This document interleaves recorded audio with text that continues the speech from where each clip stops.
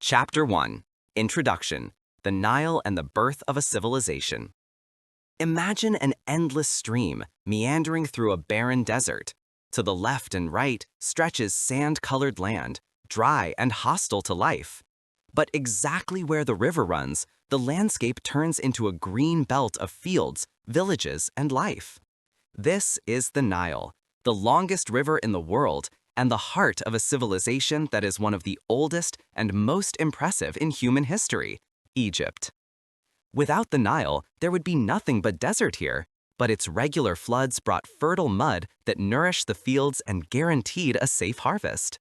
For the people of the Nile, this was more than just nature, it was a miracle.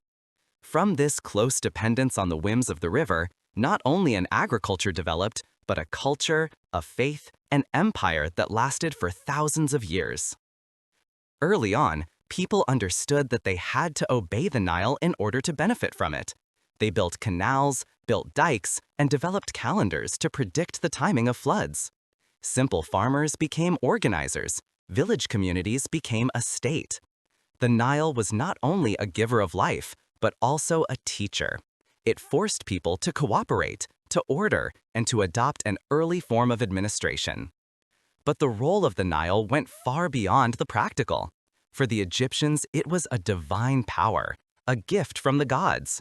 They revered it as the source of life, and its annual flood was a sacred rhythm for them, keeping the universe in balance. This close connection between nature and religion shaped everything, from agriculture to the monumental temples that have survived the millennia. Thus, the history of ancient Egypt does not begin with wars or conquests, but with a river. He was the source of wealth, faith, and power. He laid the foundation for Africa's first advanced civilization and one of the most influential civilizations in the world. Everything we associate with Egypt today, the pyramids, the pharaohs, the mysterious hieroglyphics, would never have come into being without the Nile. And just as the river flooded his land year after year and gave new life, Egypt also brought an immeasurable wealth of knowledge, art, and culture to humanity. The Nile was the heart, but what people made of it gave rise to a civilization whose splendor still shines today. Chapter 2. The Early Period. From Tribes to the First Empire. Before Egypt became the powerful empire we know today, it was a landscape of scattered villages, small tribes, and settlements along the Nile. The people lived from agriculture, built simple huts out of clay and reeds, kept goats and cattle, and worshipped local deities, who were often closely associated with natural forces. Each section of the river had its own customs, its own guides, and its own traditions. But even in these early centuries, something became apparent that was to distinguish Egypt from many other cultures: the striving for order and unity. While elsewhere the villages remained independent, the Egyptian communities began to unite into larger entities. This development was promoted by the Nile itself. The river connected people, facilitated trade and exchange, and its floods forced them to cooperate. Whoever controlled the canals, who could irrigate the fields, had power, and so the first political structures emerged. Around 3200 BC, there were two great empires, Upper Egypt in the south and Lower Egypt in the north. Upper Egypt was characterized by narrow Nile valleys, Lower Egypt by the fertile delta with its many arms. Both regions developed their own symbols, crowns, and deities. Upper Egypt was associated with the white crown, Lower Egypt with the red. For centuries, these two kingdoms lived side by side, traded with each other, but also rivals. Then came the moment that laid the foundation for Egyptian history: the unification of the two empires. The king of Upper Egypt, Narmer, some also call him Menes, is considered the ruler who united both countries under his crown around 3100 BC. This act created the first unified empire in human history, and a tradition that was to last for over 3,000 years. The importance of this union was immense. A patchwork of tribes became a centralized empire in which the king embodied not only secular but also divine power. He became the pharaoh, the mediator between gods and men. With the double crown, which united red and white, he symbolized the unity of the country, Upper and Lower Egypt under one rule. This marked the beginning of the dynastic period of Egypt. It was the beginning of a long line of pharaohs who built palaces, built temples, and enforced laws. But more importantly, it was the beginning of a culture that put order above all else. Harmony, balance, eternal return, all of this was rooted in this early union.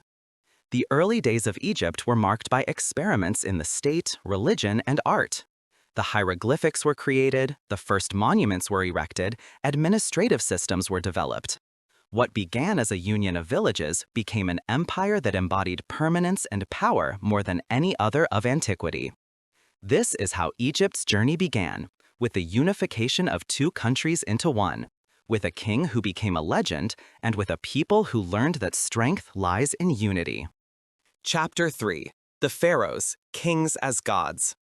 With the unification of Upper and Lower Egypt, not only a new empire emerged, but also a new idea of rule.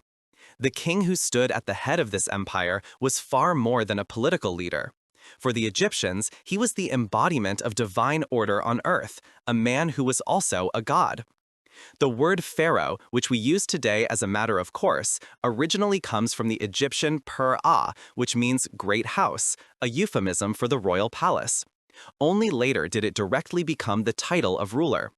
For the people of the Nile, the pharaoh was not just any ruler, but the guarantor of the order they called Ma'at.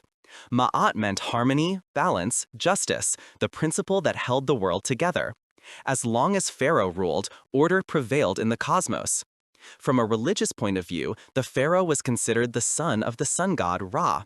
His coronation was not just a political act, but a sacred act in which he was elevated to a kind of demigod. He was the mediator between the people and the gods, responsible for the sun rising, the Nile flowing, and the harvests ripening.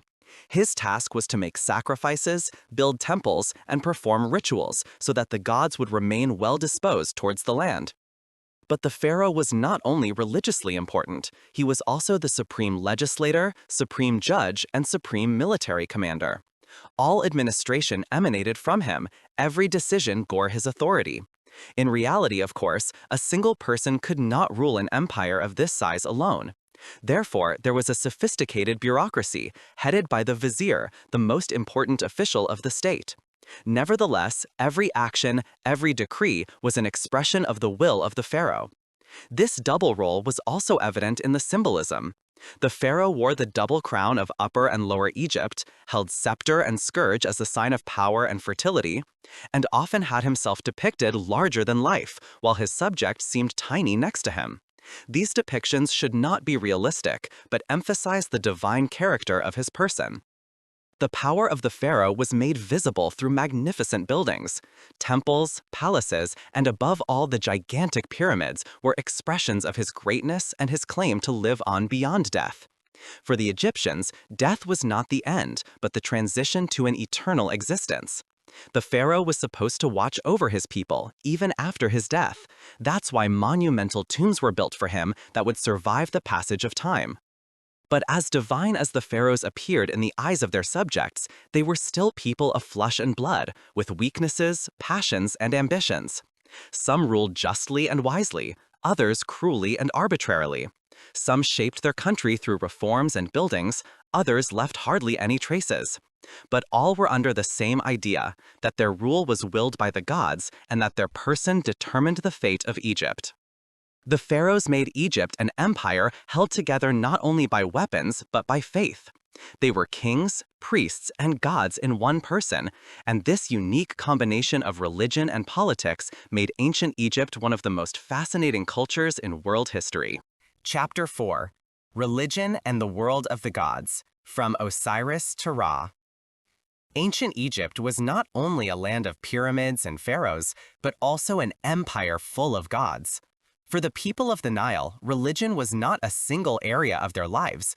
It was the foundation on which everything rested. Every sunrise, every Nile flood, every harvest was an expression of divine work. Without the gods, there was no order, and without order, Egypt could not exist. The Egyptian world of gods was diverse and colorful. There were hundreds of deities, large and small, local and supra-regional. Some were powerful sky gods, others guardian gods of a village or a family. They were often depicted with human bodies and animal heads to make their characteristics visible. The falcon-headed Horus as the god of the sky, the jackal-headed Anubis as the god of the funeral rites, the cat-headed Bastet as the protector of the house and family. In the center was the sun god Ra. Day after day, he sailed across the sky in his barge, providing light and warmth, and disappeared into the underworld at night, where he had to fight against chaos before being reborn in the morning. For the Egyptians, this daily cycle was the symbol of life and order. The pharaoh was considered the son of Ra, and his reign was the continuation of the divine course of the sun on earth. But there were also other central figures. Osiris, the god of the afterlife, stood for death and rebirth. Legend has it that he was murdered and dismembered by his brother Seth, but his wife Isis put him back together and brought him back to life. Her son Horus avenged his father and became king of the living. This story of death and resurrection shaped the entire Egyptian belief in life after death. The religion of the Egyptians was closely linked to their everyday life. Farmers sacrificed to the gods before tilling their fields. Fishermen prayed for rich catches, craftsmen for skilled hands. Each temple was not only a place of prayer, but also a center of business, education, and administration. Priests performed elaborate rituals, cultivated the images of the gods, and ensured that the cosmic order, the Ma'at, was preserved. It was also important that the gods were not distant and unapproachable. They were part of daily life. You could talk to them, see them in statues, wear them in amulets. Every person could turn to her with his worries and hopes. The connection between gods and humans was close, but it was always mediated by the pharaoh, who bore the highest religious responsibility as mediator. Over time, the world of the gods changed. Some deities merged with each other. Others came to the fore when a certain city became powerful. Thus, Amun became the god of the empire in Thebes when the city rose to become the capital of the new kingdom. But despite all the changes, the core has remained the same. The idea that the world was supported by divine forces and that man's life was only one part of a larger divine plan. For the Egyptians, religion was much more than faith. It was the bond that bound men and gods, life and death, nature and order. Without Osiris, Ra, Isis, and all the others, Egypt would not have been what it was, a culture that saw the cosmos in balance and shaped its world according to this principle. Chapter 5. The Afterlife, Mummies, Pyramids, and the Dream of Immortality. For the people of ancient Egypt, death was not the end, but a transition. Life on Earth was only seen as a preparation for what came after. Those who passed the trials of death could continue to live in an eternal world, a kingdom that was more beautiful, richer, and more perfect than earthly reality. This deep trust in the afterlife shaped Egyptian culture like hardly any other element. At the heart of this belief was the idea that man was made up of different parts: the body, the ka, life energy, and the ba, soul, personality. In order for the deceased to live on in the afterlife, all these elements had to be preserved. Therefore, it was crucial to preserve the body, and so the art of mummification developed. Mummification was an elaborate ritual that lasted weeks. First, the body was opened and the internal organs were removed, which were treated individually and placed in canopic, elaborate vessels. The heart, however, was usually left in the body because it was considered the seat of the soul and was to play a decisive role in the afterlife. Then the body was dried with baking soda, rubbed with oils, and finally wrapped in countless layers of linen bandages. Priests spoke magical formulas to protect the deceased for life after death. But the body alone was not enough. The deceased also needed grave goods. Food, tools, jewelry, and amulets were to serve him when he entered the realm of the dead. Particularly important was the Book of the Dead, a collection of spells and prayers that showed the way through the dangers of the underworld. There, the dead man had to pass tests, encounter demons, and finally stand up to Osiris, the lord of the underworld. The decisive test was the weighing of souls. The heart of the dead man was placed on a scale and weighed against the feather of the Ma'at, the symbol of truth and justice. If the heart was light and pure, the deceased was allowed to enter the field of rushes, a paradise where the fields were always fertile, the harvests never failed, and eternal harmony reigned. However, if it was heavy with guilt, it was devoured by a terrible demon, and the soul ceased to exist. The monumental tombs that we know today as pyramids were an expression of this belief. The pyramids of the Old Kingdom, especially the Great Pyramid of Giza, were not simply tombs, but huge machines for immortality. In their chambers lay the pharaoh, carefully mummified and surrounded by everything he could need for eternity. Its shape, pointed upwards, symbolized the ray of the sun that lifted the king up to the gods. Even in later times, graves remained central. In the Valley of the Kings, where pharaohs such as Tutankhamun or Ramses II were buried, the burial chambers were decorated with magnificent paintings depicting scenes from the Book of the Dead. They were not only decoration, but signposts that were supposed to lead the dead safely into the afterlife. For the Egyptians, then, the afterlife was not a vague hope, but a certainty that was planned and prepared down to the smallest detail. Every person, whether pharaoh or farmer, hoped for life after death, even if the furnishings of the tombs varied greatly depending on their status. In ancient Egypt, for example, death was not feared, but seen as part of the great cycle. Those who lived in harmony with the gods and followed the rituals could hope to live on forever. And it was precisely this belief in immortality that made Egypt what we still admire today, an empire that created monuments for eternity and thus outlasted the millennia. Chapter 6. The Old Kingdom: Pyramid Builders and Statecraft.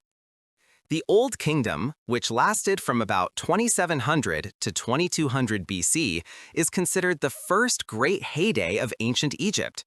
It was the era in which the empire consolidated its foundations, in which the administration was organized, art was developed, and the first true monuments of humanity were erected, the pyramids. Politically, the Old Kingdom was characterized by a strong monarchy. The pharaoh was at the center of power, supported by a sophisticated administrative apparatus. Officials took care of the collection of taxes, the distribution of food, and the organization of agriculture. Scribes recorded every detail, from the yields of the fields to the deliveries of building materials. Without this administration, an empire the size of Egypt would not have been conceivable. As always, the economic basis was the Nile. Its floods ensured rich harvests, which in turn made it possible to supply the population and finance large construction projects. Peasants worked in the fields for part of the year, and the other part they did forced labor in the construction of the royal monuments. Contrary to the image of the slavish pyramid workers, a large part of the construction workers were free Egyptian farmers who were paid and fed for their work. The Old Kingdom was above all the time of the pyramids. Under King Djoser, the first step pyramid was built in Saqqara, a monumental structure that is considered the forerunner of the later pyramids of Giza. Architect Imhotep, who was responsible for this construction, became so famous that he was later worshipped as a god himself. With Djoser, the tradition began of immortalizing the pharaoh in a tomb that was not just a tomb, but a symbol of his divine power. This architecture reached its peak in the 4th dynasty. Under the kings Cheops, Chephren, and Mykerinos, the mighty pyramids of Giza were built, which still shape the landscape of Egypt today. In particular, the Great Pyramid of Cheops, with an original height of 146 meters, was the tallest structure of mankind for thousands of years. It is not only a masterpiece of engineering, but also a testament to the will to create something for eternity. But the Old Kingdom was not only a time of buildings, but also an era of art and culture.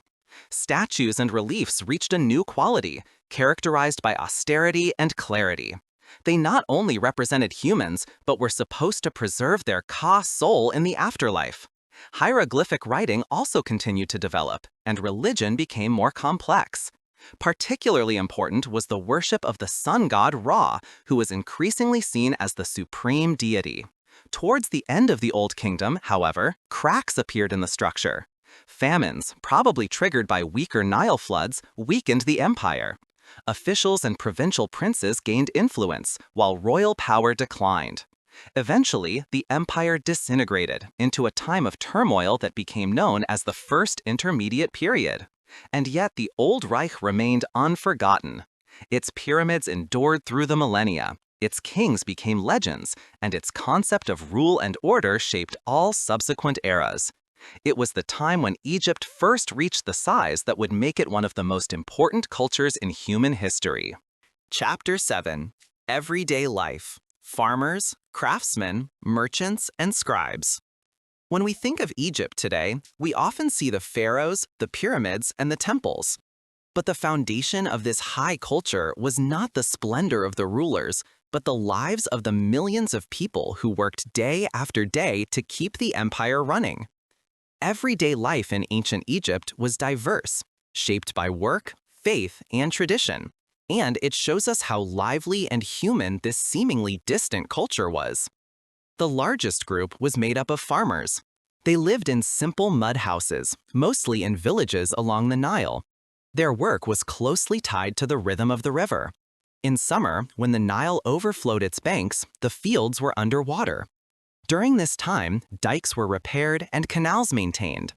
As soon as the water receded, sowing began. With simple wooden plows pulled by cattle, the farmers worked the soil.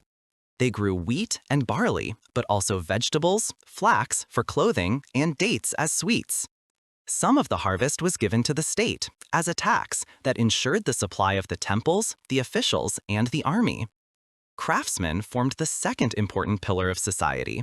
They specialized in certain jobs: stonemasons, potters, weavers, carpenters, goldsmiths. The stonemasons in particular enjoyed a high reputation because without them, the gigantic buildings would not have been conceivable. Handicrafts were also well developed. Jewelry made of gold and precious stones, artistic furniture, finely painted ceramics. These objects were not only intended for everyday life, but also for the afterlife. Grave goods were intended to serve the deceased in eternal life. Another important booth were the traders. Egypt was connected to many regions by the Nile and the Mediterranean Sea. Boats transported grain, papyrus, and linen up and down the river. From Nubia in the south came gold, ebony, and exotic animals.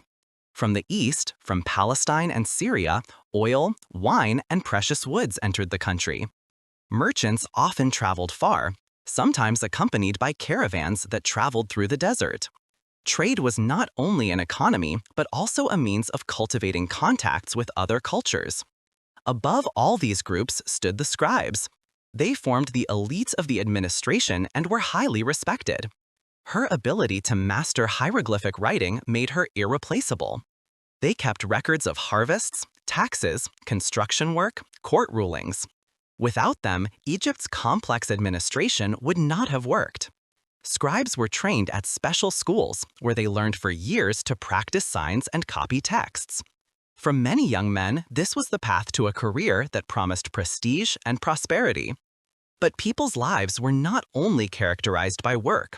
Parties, music, and games were also part of it. There were religious festivals in honor of the gods, where processions, offerings, and dancing took place. Families celebrated weddings, birthdays, or the beginning of the harvest. Children played with dolls, balls, and board games, while adults enjoyed music played with harps, flutes, and drums. The position of women in ancient Egypt was also remarkable. Compared to many other cultures of the time, they had relatively many rights. They could own land, run businesses, sign contracts, and even appear in court. Some women rose to become priestesses, or even pharaohs, like Hatshepsut, who later became one of the most powerful rulers. So everyday life in ancient Egypt was by no means monotonous. It was characterized by hard work, but also by community and tradition. Farmers, craftsmen, merchants, and scribes formed the foundation of the empire on which the power of the pharaohs rested. Without them, there would have been no pyramids, no temples, no administration, in short, no Egypt as we know it today. Chapter 8: Art and Science. Architecture, medicine, and mathematics. Ancient Egypt still impresses us today with its buildings, its works of art, and its amazing knowledge. What this culture produced was not only an expression of religious faith or royal power, but also the result of knowledge, observation, and a deep understanding of order and harmony. Architecture, monuments for eternity. The architecture of Egypt is inextricably linked to its temples and pyramids. The architecture always followed clear principles: symmetry, monumentality, and durability. Even the earliest mastabas, rectangular tombs, showed a tendency to overcome the transient. With the step pyramid of Djoser, a development began that culminated in the mighty pyramids of Giza. Temples such as Karnak or Luxor, on the other hand, not only served religious purposes, but were also centers of politics and business. Its massive porticos, richly decorated reliefs, and magnificent obelisks bear witness to an architecture that was both functional and symbolic. Every stone was a message. Order reigns here, the gods work here, eternity endures here. Medicine, healing art, and magic. The Egyptians were also surprisingly advanced in medicine. They knew many medicinal plants, used honey against inflammation, knew surgical procedures, and used bandages made of linen. Papyrus scrolls such as the Ebers Papyrus or the Edwin Smith Papyrus contain detailed descriptions of diseases and healing methods. Some of these recipes seem modern from today's perspective. Others combine medicine with magic, such as incantations that were supposed to help against evil spirits. The doctors were highly respected. They treated not only people, but also animals, especially valuable ones such as cats or cattle. Many doctors specialized in certain parts of the body. There were dentists, ophthalmologists, or doctors of abdominal diseases. This specialization shows how differentiated the art of healing was even then. Mathematics, order in numbers. In order for the massive structures to be built, the Egyptians needed mathematical knowledge. They knew fractions, worked with geometry, and could calculate areas and volumes. This was indispensable for surveying fields after the annual Nile flood, or for building the pyramids with their precise angles. The Rind Papyrus, for example, contains problems that show that the Egyptians were able to solve simple equations and calculate geometric figures. Astronomy and calendar. Astronomy also played a central role. The Egyptians watched the sky to determine the calendar. Particularly important was the appearance of the star Sirius, which announced the Nile flood. Their calendar of 365 days, divided into 12 months of 30 days each, plus 5 additional days, was one of the most accurate in antiquity and served as the basis for administration, agriculture, and religious festivals. Art, harmony, and symbolism. In art, clear rules dominated. Figures were not depicted lifelike, but according to fixed schemes. Heads in profile, eyes frontally, bodies from a combination of side and frontal view. This lawfulness was not a lack of ability, but an expression of a worldview that placed order above individuality. Painting was colorful and symbolic. Colors had a meaning. Green stood for fertility, red for strength, black for life after death. Reliefs and statues not only showed people, but also captured their castle so that it could continue to exist in the afterlife. Art and science were therefore not mutually exclusive in ancient Egypt. They combined to form a worldview in which the practical, the religious, and the aesthetic were one. Architecture, medicine, mathematics, and art served not only daily life, but also the goal of making order and eternity visible. This is precisely why the achievements of the Egyptians fascinate us to this day, because they combined beauty and function, faith and knowledge in a unique way. Chapter 9. The Middle Kingdom, Prosperity and Stability. After the end of the Old Kingdom, Egypt was plunged into chaos and fragmentation for a time. Local princes had taken power, famine and political instability weakened the country. This first intermediate period seemed to destroy the great empire that had previously shone with pyramids and powerful pharaohs. But around 2000 BC, Egypt rose again, with the beginning of the Middle Kingdom. The Middle Kingdom was an era of renewal. Pharaohs such as Mentuhotep II from the 11th dynasty succeeded in reuniting the country. Under the rulers of the 12th dynasty, above all Sesostris III and Amenhotep III, Egypt experienced a period of stability, prosperity, and cultural flourishing. A realm of order and administration. The kings of the Middle Kingdom placed great emphasis on administration and control. They appointed officials who were directly dependent on the pharaoh, thus weakening the power of the provincial princes. The empire became more centralized, better organized, and thus more resilient. Tax lists, administrative files, and detailed records from this time show how precisely the system worked. Economic upswing. The Middle Kingdom was also economically strong. Agriculture, crafts, and trade flourished. Particularly important was the contact with Nubia in the south, where the Egyptians opened up gold mines and secured trade routes. Not only precious metals came from there, but also exotic goods such as ivory, frankincense, and animals. Expeditions led as far as Punt, a mysterious land that was probably located in present-day Somalia, and brought frankincense, myrrh, and rare woods. Architecture also flourished again. Although no more pyramids the size of Giza were built, the rulers built elegant complexes with labyrinths, temples, and fortresses. In particular, the buildings of Amenemhet III in the Fayum region, which he made fertile through large irrigation projects, bear witness to this era. Culturally, the Middle Kingdom was considered the classical period of Egypt. Many literary works come from this era, wisdom teachings, stories, and poems that were copied centuries later. Texts such as the History of Sinuhe or the Doctrine of Amenemhet show that the Egyptians not only had administration and religion in mind, but also thought about human life, loyalty, justice, and fate. Religious developments. Religion also changed. While in the Old Kingdom, the king was considered the guarantor of the afterlife, in the Middle Kingdom, the hope of each individual came more to the fore. Now it was believed that even ordinary people, if they lived righteously, could achieve a life in the afterlife. This made faith more personal and opened up the dream of immortality to many. End of the Middle Kingdom. But as so often in Egyptian history, this heyday was not eternal. Towards the end of the 12th and 13th dynasties, the central power weakened. New challenges came from outside. Peoples from the Near East, the so-called Hyksos, invaded the Nile Delta. With them, they brought new weapons, such as the chariot and the composite bow. They temporarily took over the rule of Lower Egypt and thus heralded the Second Intermediate Period. Despite this decline, the Middle Kingdom remained in the memory of Egyptians as a golden age. Administration, literature, and religion had found a form here that was to shape the country for centuries. It was the time when Egypt shone not only with monuments, but with stability, wisdom, and a deep cultural maturity. Chapter 10. The New Kingdom, Egypt as a World Power. The New Kingdom, which began around 1550 BC, was the most glorious epoch of ancient Egypt.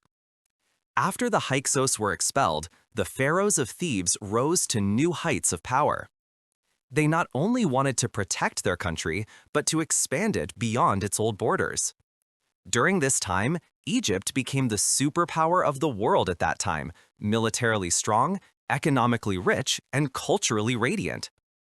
The kings of the 18th dynasty, above all Ahmosis, Thutmosis III, and Hatshepsut, laid the foundation stone for this empire.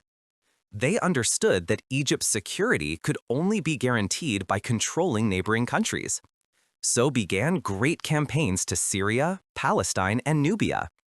Thutmosis III, often called the Napoleon of Egypt, led more than a dozen military campaigns and brought rich booty into the country. Under him, the empire stretched from the Euphrates in the north to Nubia in the south. But the New Kingdom was not only characterized by conquests. It was also a time of prosperity and cultural flourishing. Gold from Nubia poured into the treasuries. Merchants brought luxury goods from distant countries: incense, lapis lazuli, ivory, cedarwood.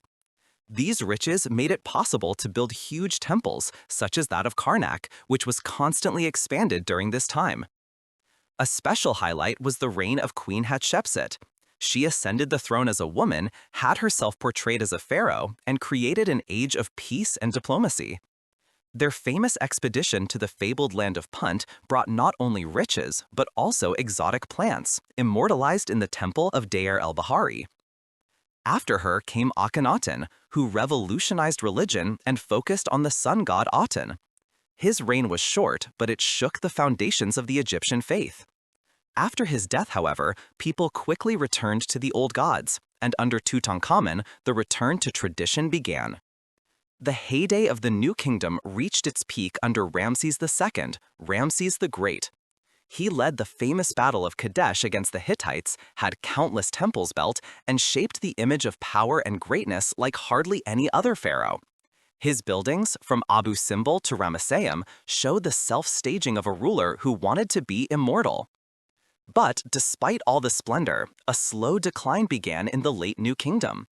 The campaigns into Asia tied up enormous resources, internal conflicts weakened the administration, and external enemies such as the Sea Peoples threatened the empire.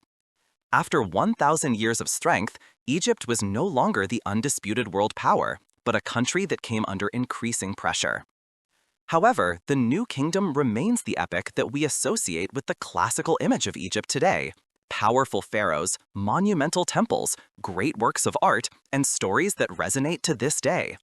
It was the time when Egypt unfolded its greatest splendor, and when the idea of the eternal empire on the Nile was anchored in world history. Chapter 11. Hatshepsut and the Power of the Queens. In a world marked by kings, warriors, and male rule, one figure stands out in particular: Queen Hatshepsut. She ruled Egypt in the 15th century BC and proved that a woman could also ascend the pharaoh's throne and lead an entire empire. Their history impressively shows that power in Egypt depended not only on gender, but above all on assertiveness, clever politics, and divine legitimacy. Hatshepsut was the daughter of the pharaoh Thutmose I and the wife of her half-brother Thutmose II. After his death, her stepson Thutmose III was supposed to take over the reign, but he was still a child. At first, Hatshepsut took over the regency, as often happened in such cases. But soon she went one step further. She had herself crowned pharaoh. To legitimize her rule, she used religion and symbolism. She explained that the god Amun himself had chosen her as ruler. In depictions, she was shown not only as a woman, but often with the insignia of a male pharaoh, with crown, scepter, and even with the traditional ceremonial beard. This unusual staging was not an attempt to deny her femininity, but a clever play with the symbols of power. Her reign was marked by peace and prosperity. While many of her predecessors sought glory through campaigns, Hatshepsut relied on trade, diplomacy, and economic expansion. Her expedition to the land of Punt, which was probably located in the Horn of Africa, is particularly famous. From there, she brought gold, frankincense, ebony, and exotic animals to Egypt. On the reliefs of their mortuary temple in Deir el-Bahari, scenes from this expedition are depicted in great detail. They are among the most impressive works of art of the New Kingdom. But Hatshepsut was not only a skillful politician and diplomat, but also a great builder. Their mortuary temple in Deir el-Bahari, near Luxor, is still considered a masterpiece of architecture today. With its terraced plains, colonnades, and harmonious embedding in the rocky landscape, it was an expression of power, elegance, and divine order. Despite its success, Hatshepsut's rule remained exceptional and controversial. After her death, attempts were made to erase her memory. Their names were removed from royal lists, their statues destroyed, their reliefs reworked. This probably happened under Thutmose III, who wanted to consolidate his own claim as an adult ruler. But despite this damnatio memoriae, her memory survived the millennia, and today she is considered one of the most important personalities of ancient Egypt. Hatshepsut shows that women in ancient Egypt were not powerless. They could own land, run businesses, become priestesses, and, in rare cases, even ascend the throne. Other queens, such as Nefertiti or later Cleopatra, took up this legacy. But Hatshepsut was the one who proved that a woman could not only rule, but also shape an empire, peacefully, glamorously, and sustainably. Chapter 12. Akhenaten and Nefertiti, Revolution of the Sun Cult. In the long history of ancient Egypt, there have been many powerful pharaohs who have left their mark. But hardly anyone changed the country as radically as Amenhotep IV, who later called himself Akhenaten. Together with his wife Nefertiti, he tried to revolutionize the millennia-old religion, an experiment that remained unique and yet remained deeply memorable. Amenhotep IV ascended the throne in the 14th century BC. At first, he was a pharaoh like many others, but soon he developed a vision that would change everything. Instead of the multitude of gods that Egypt had worshipped until then, he focused on a single god, Aten, the sun disk. For Akhenaten, the highest deity was no longer Ra, Amun, Ro, Cyrus, but Aten, the visible light that gives life to all people. This radical step was a break with tradition. For thousands of years, priests in mighty temples had worshipped the ancient gods, especially the god Amun, whose cult was more influential in Thebes than ever before. By declaring Aten the supreme deity, Akhenaten deliberately weakened the power of the priests. It was a religious revolution, but also a political move. Akhenaten moved the capital to Akhet-Aten, horizon of Aten, today's Amarna. There he had a new city built from the ground, with temples, palaces, and residential quarters. Everything was dedicated to the new cult, which was reflected in a unique art. Instead of the strict, idealized forms of traditional art, realistic representations were now shown. The pharaoh with an elongated face and narrow body, Queen Nefertiti and delicate beauty, scenes from family life with her daughters, playful and familiar. Nefertiti in particular played an important role in this. She was not only a wife, but also co-regent. On reliefs, she appears almost on an equal footing with Akhenaten, sometimes even in royal insignia. Her famous bust portrait, which can be seen today in Berlin, is one of the most famous works of art in the world, a symbol of grace, power, and a new role for women at court. But as radical and visionary as Akhenaten's reforms were, they remained short-lived. After only about 17 years of rule, the pharaoh died, and with him his new order collapsed. The population, which had never really broken away from the old faith, quickly returned to the traditional gods. Priests and officials destroyed Akhenaten's city, erased his name from many inscriptions, and declared him a heretic. His successor was the young Tutankhamun, who, under the influence of the old priests, ended the Aten cult and gave the old gods back their power. This turned Akhenaten's experiment into an episode, unique but ultimately failed. And yet, Akhenaten remains fascinating to this day. Some historians see him as an early pioneer of monotheism. Others emphasize the political dimension of his reform. One thing is certain, he and Nefertiti brought a completely new expression of religion and art to Egypt, which was to be extinguished but survived in the memory of mankind. Akhenaten wanted to change the world, and even if he failed, his story shows that even in a seemingly immovable culture like Egypt, there was room for visionaries, for rebellion, and for new paths. Chapter 13. Tutankhamun, the Child King and His Legacy. Hardly any other name today is as closely associated with ancient Egypt as Tutankhamun. His reign was short, his political deeds limited, and his life ended early. But the discovery of his almost intact grave in the 20th century made him world famous and made the Child King a legend. Tutankhamun ascended the throne around 1332 BC, probably at the age of only 8 or 9. He was probably the son of Akhenaten, the heretic king, and thus stood in a difficult tradition. The country was torn apart after Akhenaten's religious upheavals. The Aten cult had alienated many people. The old priests were disempowered, and political stability was shaken. Under the influence of his advisors, especially the vizier I and the general Haremhab, Tutankhamun quickly returned to the old traditions. He changed his original name, Tutankhamun, living image of Aten, to Tutankhamun, living image of Amun. In doing so, he clearly sided with the powerful Amun priesthood and officially ended his father's Aten revolution. Temples were restored, old cults revived, and the capital was moved from Amarna back to Thebes. Politically, his rule remained inconspicuous. Tutankhamun was too young to direct the fate of the empire himself, and his advisors determined policy. Military successes are also hardly recorded. Presumably, the empire was too weakened anyway after the turmoil of the Amarna period to conduct major campaigns. His early death, probably at the age of 18 or 19, still poses mysteries today. For a long time, there was speculation as to whether he was the victim of a murder, but modern investigations point more to an illness or an accident. What is certain is that his death once again plunged the empire into an uncertain phase. However, Tutankhamun's actual legacy did not begin until over 3,000 years later. In 1922, British archaeologist Howard Carter discovered his almost untouched tomb in the Valley of the Kings. While most of the royal tombs had already been plundered in antiquity, Tutankhamun's tomb remained largely intact. The find was a sensation. Over 5,000 objects, including golden thrones, chariots, jewelry, statues, and above all, the world-famous golden death mask, which is now considered a symbol of ancient Egypt. The discovery triggered a veritable Egypt boom. Newspapers around the world reported, and the treasures of the young king became the embodiment of splendor and mystery. There was even talk of a curse of the pharaoh after some members of the excavation team died shortly after the discovery, a myth that still fires the imagination today.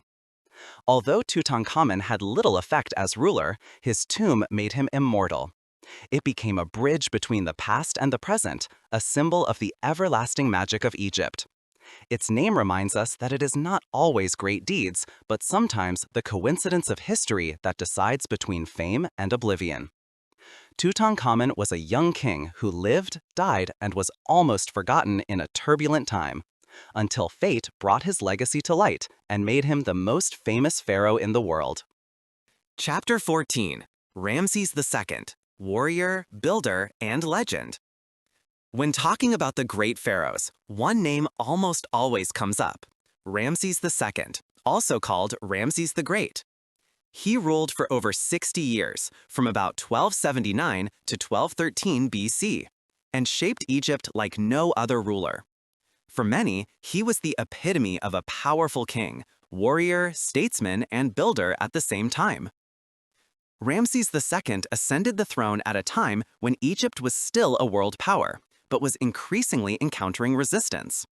His greatest rival was the Hittites, a strong empire in the Near East. The climax of this conflict was the famous Battle of Kadesh on the Orontes, which probably took place around 1274 BC.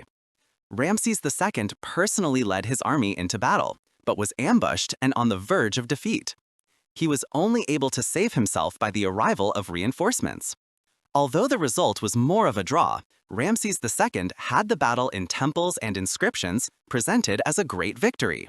Thus, he became not only a general, but also a master of propaganda.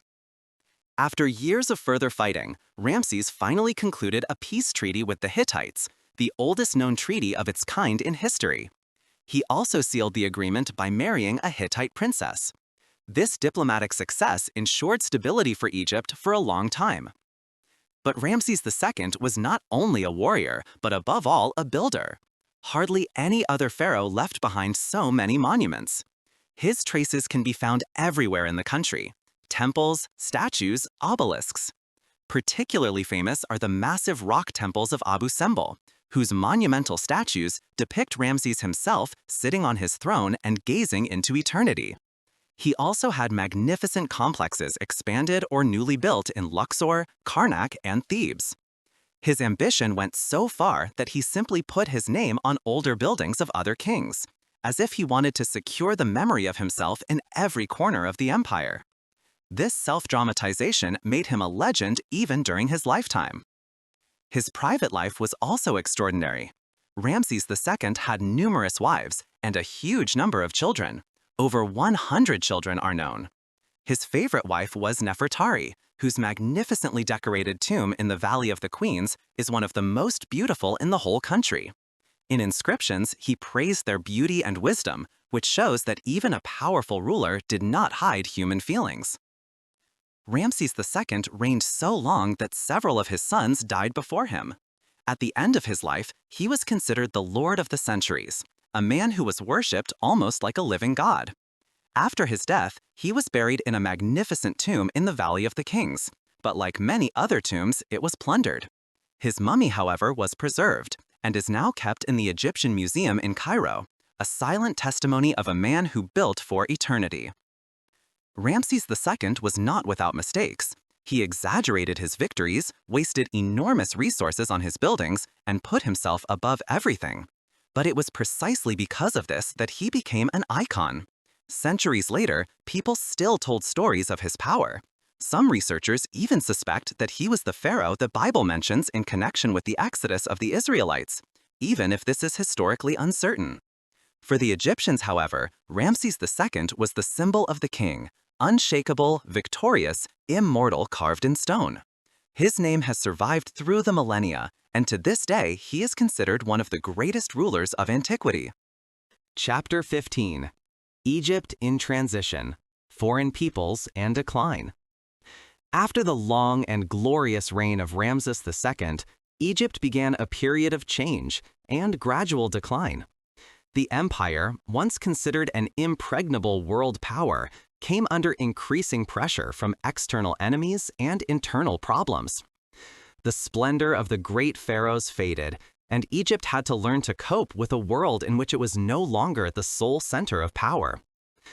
The successors of Ramses II were unable to build on his strength. Many of his sons and grandsons ruled only briefly, and the empire lost stability. Especially in the 12th century BC, Egypt was afflicted by a new threat, the so-called Sea Peoples. These mysterious groups of warriors and refugees probably came from different regions of the Mediterranean and fell like a wave over the eastern Mediterranean coast. Egypt was not spared either. Under Ramses III, one of the last great pharaohs of the New Kingdom, bitter battles ensued. Although he succeeded in repelling the invasion, the defensive fighting exhausted the country. In addition to external enemies, economic problems also afflicted Egypt. The enormous construction projects of the pharaohs had devoured enormous resources, and agriculture suffered from fluctuating Nile floods. Famines, riots, and strikes broke out. Even the workers in Deir el-Medina, who used to build the tombs of the kings, stopped work because they were no longer supplied with food. The balance of power within the country also shifted. While the pharaohs became weaker, the priests of the Temple of Amun in Thebes gained more and more influence.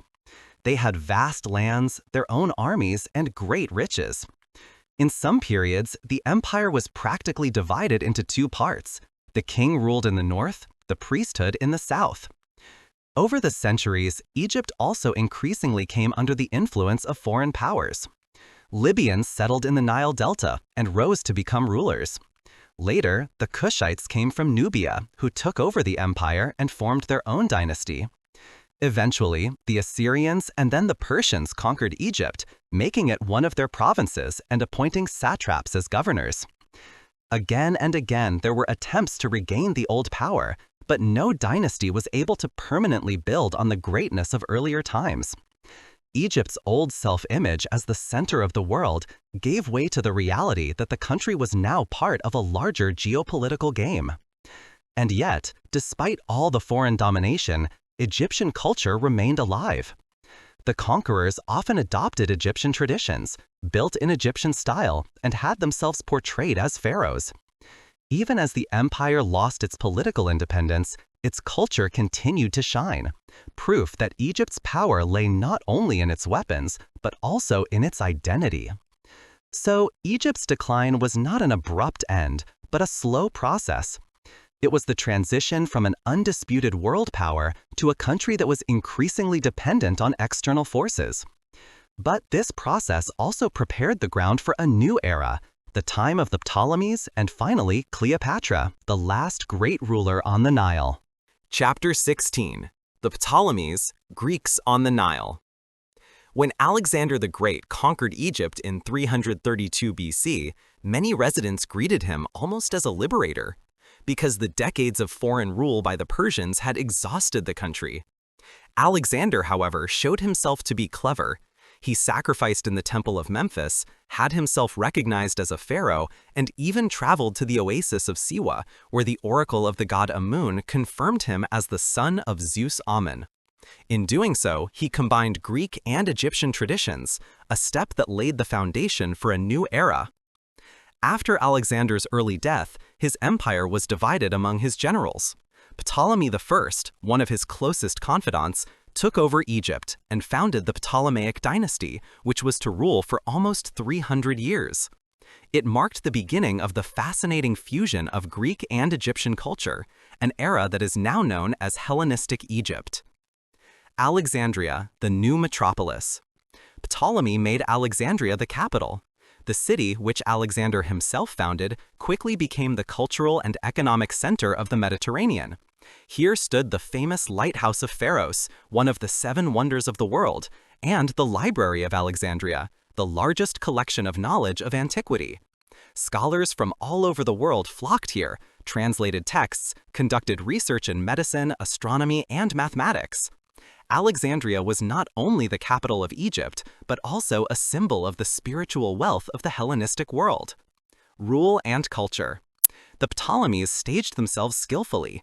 They adopted Greek titles and customs, but at the same time appeared as pharaohs in the Egyptian tradition. In temples, they were depicted with Egyptian insignia and took part in the ancient rituals to ensure the loyalty of the population. They were thus kings of 2 cultures, Greek in thought and appearance, Egyptian in symbolism. The empire was rich and powerful, but it was also marked by internal tensions. The Greek upper class dominated the administration, army, and culture, while the local population was often disadvantaged. These differences repeatedly led to uprisings that weakened the empire. Glamour and crises. Some Ptolemies promoted art and science, others sank into power struggles and intrigues. Especially in the 2nd century BC, stability declined. Rome, the new emerging power in the West, began to exert influence on Egypt. Treaties, alliances, and interventions increasingly bound the Ptolemies to Rome, until the alliance gradually became a dependency. The path to Cleopatra. Towards the end of the dynasty, the Ptolemies were involved in bloody battles for the throne. Brother fought against sister, spouse against each other, often with Roman help or interference. In this unstable time, a ruler finally emerged who once again took the fate of Egypt into her own hands, Cleopatra VII. She was to become the last great pharaoh, a woman who masterfully embodied both Greek and Egyptian traditions and tried to assert Egypt against the supremacy of Rome. But their story is already one of the last chapters of ancient Egypt, a dramatic end to a civilization that is thousands of years old. Chapter 17. Cleopatra, the last pharaoh. When you think of the great rulers of antiquity, their name almost always comes up first, Cleopatra VII. She was the last queen of Egypt, the last pharaoh, and at the same time one of the most famous women in world history. Her life was marked by power struggles, diplomacy, passionate alliances, and the attempt to preserve a millennia-old civilization against the overpowering expansion of Rome. Cleopatra was born in 69 BC and belonged to the Ptolemaic dynasty, the Greek royal house that ruled Egypt since the time of Alexander the Great. Even her childhood was marked by intrigues and power struggles. When her father, Ptolemy XII, died, she ascended the throne together with her brother, Ptolemy XIII. A typical dual power of the Ptolemies, but one that was rarely peaceful. Soon a conflict arose. Her brother wanted to seize power on his own, and Cleopatra had to flee into exile for a time. But she did not give up. In this decisive phase, a figure entered her life who was to change the course of history: Gaius Julius Caesar, the most powerful man in Rome. When Caesar came to Alexandria to settle the dispute over the throne, Cleopatra managed to win him over to her side, not only with political skill, but also with her famous charisma. Legend has it that she was carried to Caesar's chambers hidden in a carpet to meet him in person. Whether this story is true remains to be seen, but one thing is certain: Cleopatra won Caesar's support and returned to Egypt as queen. Her connection to Caesar was not only political, but also personal. Their relationship produced a son, whom she named Caesarion. Together, they ruled Egypt, and Cleopatra used Roman support to consolidate her power. After Caesar's assassination in 44 BC, however, it lost its most important ally and had to assert itself again. The next few years were dominated by Rome's civil wars. Eventually, Cleopatra met a new ally and lover, Mark Antony, one of the most powerful men of the Roman Empire. Their relationship became legendary. Antony fell in love with the queen, spent a lot of time in Alexandria and supported her rule. Together they had 3 children, and Antony saw in Cleopatra not only a mistress, but a partner in politics and power. But this connection brought both of them into conflict with Rome, especially with Octavian, the later Emperor Augustus. In the eyes of many Romans, Antony's attachment to Cleopatra was a betrayal of Rome. Octavian exploited this for propaganda purposes and presented the war against Antony as a fight against the foreign queen who allegedly seduced and threatened Rome. The conflict culminated in the naval battle of Actium in 31 BC, where Antony and Cleopatra were defeated by Octavian's fleet. Defeated and without hope, they retreated to Egypt. There, they chose death instead of having Octavian brought before them as a prisoner. Antony threw himself into his sword, and Cleopatra, according to tradition, took her own life, probably by the bite of a poisonous snake, the holy cobra of Egypt. With her death in 30 BC, not only her own history ended, but also that of ancient Egypt. The country was annexed by Rome and made a Roman province. Cleopatra was the last female pharaoh, the last embodiment of a tradition that stretched back over 3,000 years. But its reverberations endured. Even in ancient times, she was described as a fascinating, at the same time admired and feared woman. Later, poets, painters, and playwrights made her an icon, from Shakespeare to Hollywood. Her name became a symbol of beauty, intelligence, passion, and tragedy. Cleopatra was far more than the seductress she was often portrayed as. She was a skillful politician who modernized her country, spoke languages, mastered diplomacy, and tried to preserve Egypt's independence until the end. Her life was a struggle against the overpowering current of history, a battle she lost, but which made her immortal. Chapter 18. Reverberations, the Legacy of Ancient Egypt. With the death of Cleopatra and the incorporation of Egypt into the Roman Empire, the more than 3,000 years of history of one of the greatest civilizations of mankind ended. But although political independence was lost, Egypt's intellectual and cultural heritage lived on, not only on the Nile, but throughout the world. The Romans deeply admired Egypt. They adopted many elements of its culture. Obelisks adorned Rome. Egyptian cults, especially that of Isis, spread throughout the empire, and even emperors had themselves represented with symbols that went back to pharaohs. For the Romans, Egypt was both a granary and a treasury, but also a land full of mysteries and ancient wisdom. Egypt also continued to work in science. The knowledge of the doctors, the mathematical calculations of the scribes, the astronomical observations, much of it influenced the Greeks and Romans, who carried on these traditions. Without the foundations laid in Egypt, many of the achievements of antiquity would not have been conceivable. The heritage was also evident in the architecture. The pyramids of Giza, the temples of Karnak and Luxor, the tombs in the Valley of the Kings, all these monuments have stood the test of time and shaped the idea of greatness and eternity. They still inspired rulers and architects thousands of years later, from the Middle Ages to the modern age. In the Middle Ages and the Renaissance, Egypt was considered a land of mystery. Scholars and alchemists saw hidden wisdom in hieroglyphics, even if they could not yet decipher their meaning. It was not until the 19th century, with the deciphering of hieroglyphics by Jean-François Champollion, that the door to a deeper understanding of this culture opened. Since then, Egypt has fascinated researchers and adventurers alike. And even in the modern world, ancient Egypt has remained alive. His images are part of our pop culture, in films, novels, games. Names such as Tutankhamun, Nefertiti, Ramses, and Cleopatra are world famous.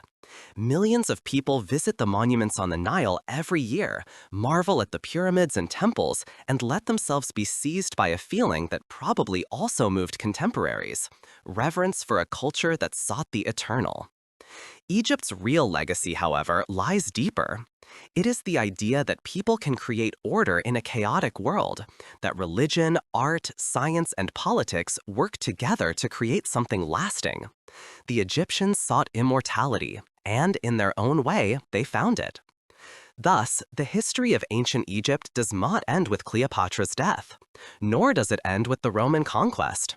It lives on, in the stone monuments, in the writings, in the myths, in our imagination.